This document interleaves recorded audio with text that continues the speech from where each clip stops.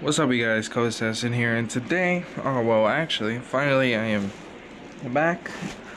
I was trying to do like a live stream on the PS4 for like Callisto Protocol, but had some difficulties. But I thought I would make it up like for today. Well, since it's the 1st of October, we're gonna watch some either horror animations or FNAF VHS, which is Five Nights at Freddy's VHS tapes. Now, I have been a fan of Five Nights at Freddy's for, like everyone else, like as a kid and all that. So since the Five Nights at Freddy's movie is coming up to a close, let's watch some VHS and all that. And yeah, let's get this started.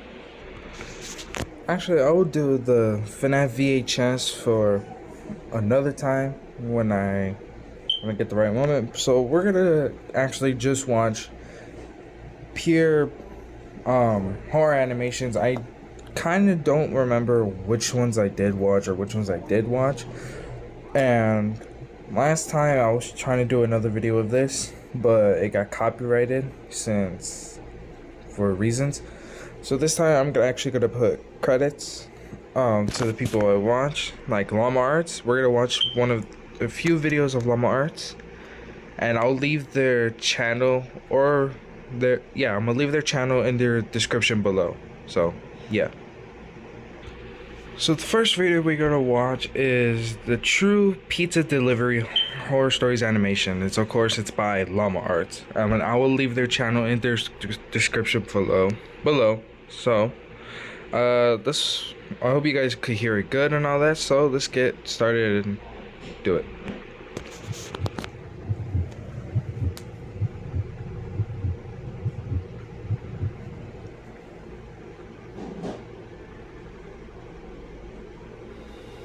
I was out doing a delivery one late night. It was probably the longest drive I have ever taken for a pizza delivery. From the pizza place I worked at, it was a 20-minute drive, which isn't too crazy out where I live. Plus, they ordered 4 large pies, so I figured it was a party and I would get a much bigger tip. Navigating the dirt roads at night was always annoying though. I pulled up to the given address. It was some old, sketchy-looking building, literally in the middle of a forest clearing. There were no cars parked anywhere, or any lights on. I put my car in park and called my boss.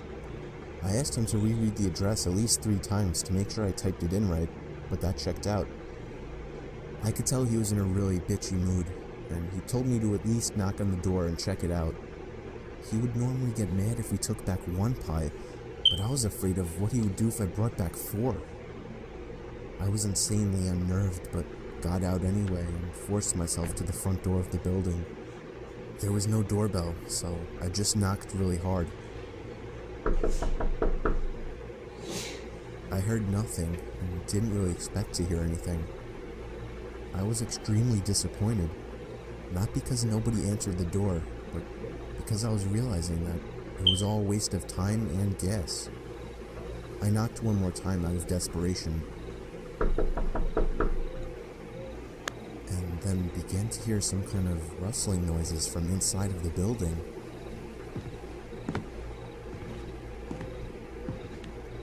I knocked again and yelled that I was the pizza guy. There was silence now. I felt a bit more uncomfortable now than before, but before I could turn around, I noticed something at the window. There was someone looking through the window. I couldn't tell if it was a man or a woman. Ooh, All hell I no. noticed were their eyes. Their eyes were open wider than I knew possible, staring intently at me. I was disturbed enough by this and dropped the pizzas and ran back to my car. Yep. The shitty thing wouldn't start until turning the key for the 3rd time.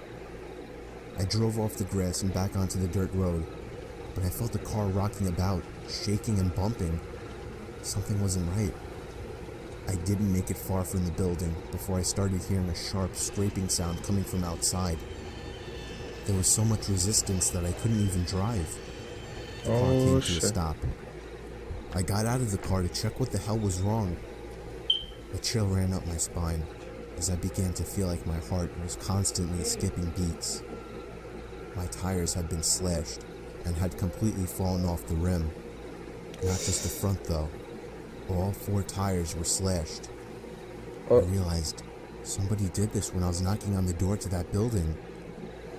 Instead of running, I got back in the car and locked the doors.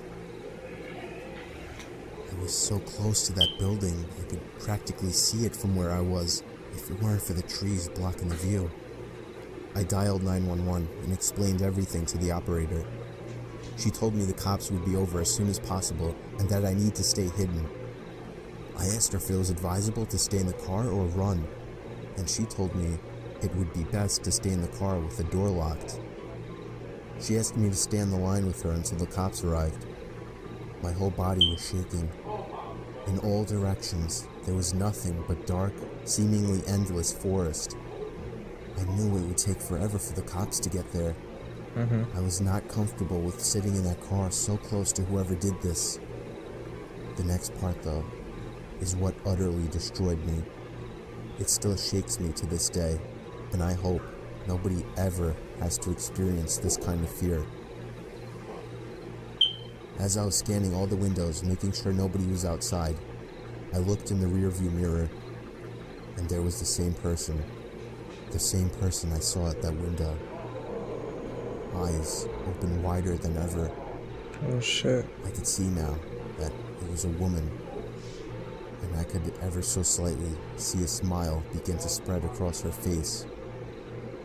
I opened my door and full on sprinted into the woods, not caring how much noise I made. I ran until I was out of breath, which didn't take long, and I hid behind a giant log on the ground. I tried to cover my loud breathing with my hand as I waited and waited for what felt like hours, until I finally heard sirens in the distance. I gathered up all the stamina I had left to run all the way back in the direction of the dirt road. Eventually, the glowing red and blue lights came into view, and I had never felt better in my life. They were parked in front of my car, investigating with flashlights. I came out yelling at them like a lunatic to help me. I fell to the floor and started to gag, almost throwing up from running so much. They picked me up and began to question me, to which I explained everything to the best of my ability. One of the 2 cars drove over to the building, and the 2 officers began to search the building. They came back with nothing except for a couple of spiky objects. Oh. These objects were exactly the same as the ones used to slash my tires. The cops guessed that it was some kind of sick, demented couple, being that I saw the woman, but unfortunately they were never found, and that still kills me to this day. I obviously quit my job right after that and started working at a local grocery store. I know that I'll never forget seeing that woman at the back of my car. I would have done the same thing, to be honest. Oh. Shit there. That was a very good one. That was a very good one for a good pizza delivery story. That shit. Yeah, that's kind of creepy right there. Alright, on to the next video. Now, the next video we're gonna watch is a creepy ghost haunting story animation. And it's by the same creator, of course. So, let's get to it.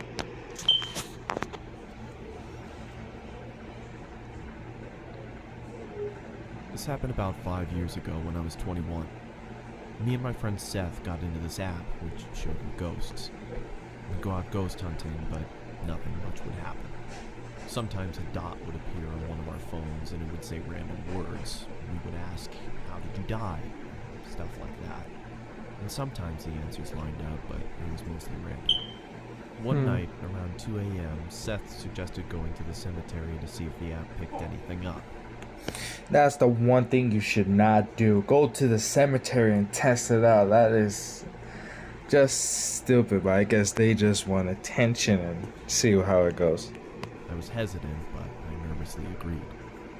We started making our way through the neighborhood towards the cemetery. It was weird as the streets are normally lined with cars, but they were empty on this night. We walked down the middle of the road with the app running, but it wasn't picking anything up. We finally made it to the cemetery, which was a small, family-owned one where they only buried their own. Seth went up to the gate and started shouting, hoping to get a response on the app, but nothing happened. I was standing in the road, feeling unsettled, when Seth starts yelling, "Is that all you've got?" I told him to you stop should not say that. disrespecting the dead and we should leave. Mm-hmm. He tried being funny, saying, "Oh, I'll make them show up." And jumped the gate and started stomping on the graves while screaming, "Come on, show us something." All of a sudden, our phone said something at the same time. I looked down at my phone and it was there. We both just stood there, looking at each other when 10 or so red dots appeared on the radio. And I said it again. When I looked back up from my phone, Seth was next to me. I said, "We have got to go." As soon as I said that, we could hear the street lights turning off one by one from the top of the street, getting closer to us. We took off running as fast as we could. We got about halfway into the neighborhood before running out of breath and having to stop. I felt like I was going to throw up from being scared and winded. Then I heard my phone say something. It was muffled, but I knew what it said. Being too scared to look at my phone, I looked at Seth, who looked terrified. He nodded at me to get my phone out, so I slowly pulled it out and it said my name across the top.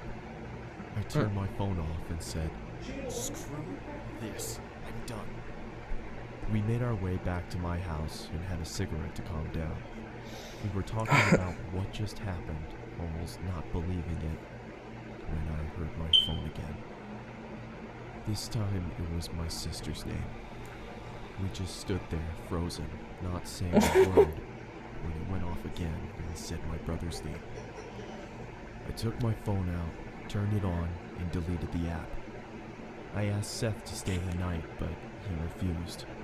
I can't blame him. When I finally got to sleep that night, I dreamt in a muffled voice repeating a word over and over. I started to wake up and the words became clearer. My phone was off, with the battery out. But when I turned it over, it was lit up with the app running. Oh. A red dot about 6 feet from me, still repeating.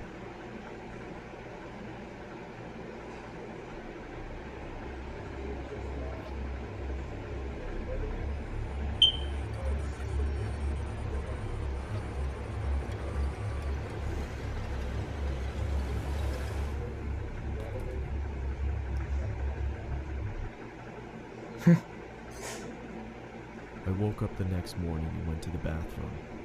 I had a razor-thin cut from my left shoulder to my right hip. I don't know what happened that night, and nothing has happened to me since. Needless to say, I don't mess with that kind of stuff anymore. Yeah, you shouldn't. That's the crazy thing. You shouldn't. That's why I do not mess with those apps and the Ouija boards. No, nothing. Cause hell no, that shit will pop up and scare the shit out of me. But I know I will do like ghost hunting things, which is I might do it like in the future videos, making a video of like going to different houses and doing some other stuff. But yeah, all right, let's move on to the next video. Alright, the next video we're gonna watch is I Met a Guy Who Ate Humans, and it's by another, we're in a different channel, and it's by Wancy Entertainment. I will put that channel in the description below as well, because this channel is actually really good as well. Alright, let's get started.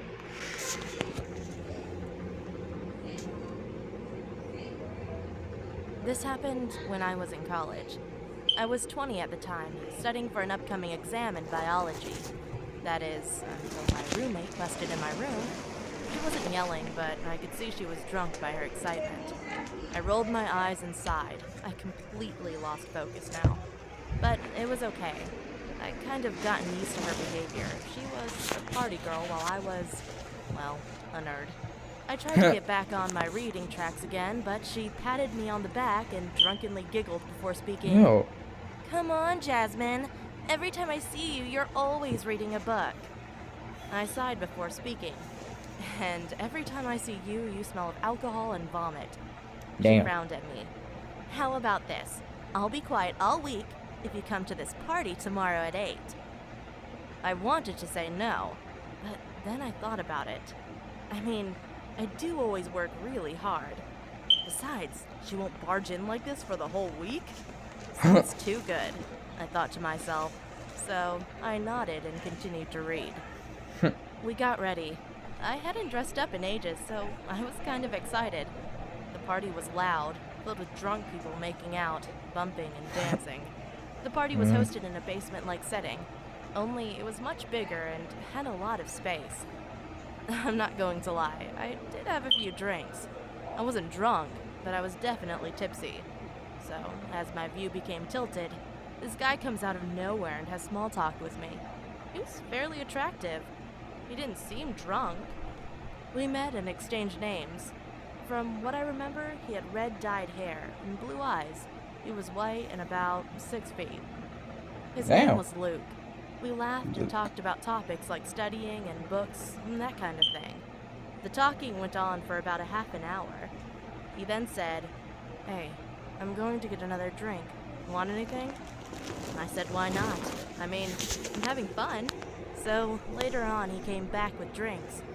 And the next thing I remember, we were making out in the corner of the party room. It was so quick. cabrona. And then he asked me, "Want to go back to my place?" Which I politely declined. I already know what he wants. Besides, Yep. I needed to be on campus in the morning. "Come on, I promise it will be fun." I remember that he kept on trying to get me to go, but he gave up after I made it clear I wasn't interested in going to his place. He rolled his eyes angrily and gave me a paper with a number on it. "Fine. If you change your mind, give me a call." He Damn. leaned close to me and whispered against my ear. Then he walked out, and the rest of the night was a complete blank. The next day, I woke up inside my college bedroom, on my bed, next to my roommate snoring on her bed as well. As I got up to shower, a paper fell out of my pocket. It was the number, which made me remember that guy. But I had more important things now. I showered then and went to study. I remember reading my book when all of a sudden I felt dizzy. Then I woke up in the bed with police officers and nurses talking next to me. Turns out I had this dangerous allergic reaction that could only be caused from saliva or any bodily fluids that had come from decaying or rotting flesh. Which to my surprise was weird. I hadn't been kissing anyone, let alone ate anything raw. Then I remembered the guy. I told the police about the guy at the party and gave him the number he gave me. A few weeks passed and my allergies went down, so I could live my life normally. I just finished my test when my phone rang. I answered it, and it was the police. Turns out the guy from the party had 2 dead, decaying women's bodies inside his apartment that he ate. Holy. They must have been there for months. My heart dropped. The thought that I made out with someone who ate human flesh, or even worse, was what if I had agreed to come to his place? I may have been one of those bodies. Yep, it would have been. Alright, then on to the next video. The next video we're going to be watching is a creepy guy breaks into my house. Horror animation. Let's get this started. I am a 19-year-old male, and this happened many years ago when I was very young. To give you an idea of the layout of our house back then, the living room has multiple windows that directly look out onto the back garden. Yeah, There's I a hate big that. gate in our driveway to stop anyone from getting in. Next to the living room is the kitchen, which also has more windows, but also the back door. This will be relevant to the story. So my mother was completing the household chores as she does one day. I was sitting in the living room watching television on the sofa with my back to the living room windows. All of a sudden, I saw a figure reflecting off of the picture frame hanging on the wall opposite the window. I asked my mom if my dad was back from work, to which she said no. I'll never ever forget the look of horror on her face when I told her that yes, he was. He's in the garden. She looked outside the window and almost had a heart attack when she saw a scruffy-looking, but fairly built man outside the living room window. This didn't seem to faze him at all, though. He psychotically smiled at my mother through the glass, and my mom asked him what he was doing on our property. He said nothing, with the same sadistic smirk on his face. She said that she was going to call the police, and what he said is one of the scariest things I've ever heard. He screamed at my mother through the glass that if she even got her phone out, that he would break the glass. She did not know what to do. She paused and tried to rapidly think of what to do next, how to keep us both safe. She wanted to protect me by calling the police, but she also didn't want him to hurt me if she did try to call them. As soon as he saw that she was terrified, he ran for the back door. Luckily, it was locked because my mom has always been a paranoid person, so she always locks the doors. He screamed at her to let him in, or if she didn't, he'd find a way in and kill us both. My mother told him to fuck off, which enraged him, and he pulled out a pocket knife and began bashing hard against the windows. I was still oblivious to what was happening, as I just thought it was my dad. I was very young. My mom frantically grabbed me, and I don't mean picked me up. She literally grabbed me off the sofa and booked it up the stairs. We were backing up in the upstairs hallway, looking for anywhere to hide, when my mom's younger brother popped out of his room with his headphones on. My mom didn't even realize he was home, and he clearly didn't hear the commotion downstairs because of his headphones. My uncle was 25 at the time and was really well built. He's intimidated a lot of people. My mom cried and told him that there's a guy who's trying to break in. While she's telling him this, that creepy lunatic screamed from downstairs that he was in the house. He said cynically, "Boogeyman is coming out to get you," which really freaked me out. It freaked me out so much that I actually remember that to this day. Anyway, since the guy didn't know my uncle was home, he kept yelling and telling us to come out and that it wouldn't be painful. My uncle told us to lock ourselves in the bathroom and call the police. We did, and after 5 minutes of groaning and blatant violence downstairs, the police stormed in and found the guy bloodied and my uncle on top of him, beating him mercilessly. My uncle really didn't hold back. Turns out that he was a known pedophile, which is why he was watching me for so long while I was watching TV. After that day, my mom was terrified to be home alone at the house. I loved it as a child because I found running and hiding fun, obviously because I was young. I can never thank my uncle enough for being there at the right time when my mother clearly forgot that he was still home.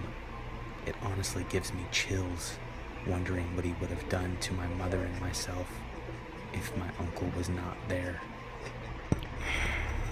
A lot of things could have. That's the thing. No, I didn't mean that. Well, that's gonna end for today's video, guys. Sorry, that's gonna be the last one. I hope you guys enjoyed this video. Give it a like, subscribe, turn on the notifications, share it to your friends or family who care.